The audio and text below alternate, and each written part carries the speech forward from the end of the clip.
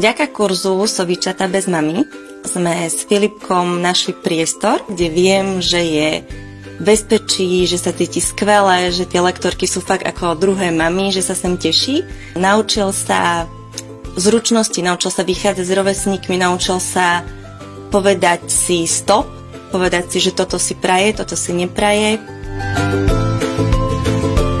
S mojou dcerkou Lindou som plánovala byť na materskej celé 3 roky. Mala možnosť sa tu stretnúť s tými svojimi rovesníkmi.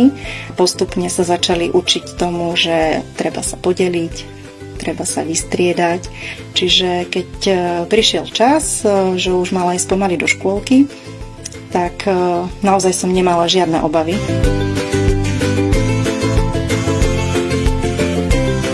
On si zvykol, že ja tu nie som, ale môže sa cítiť stále bezpečne, stále v pohode a pritom je to ešte dokonca veľká zábava.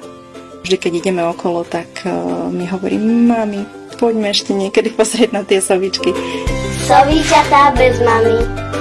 Celoročný osamostatňovací program pred vstupom do škôlky.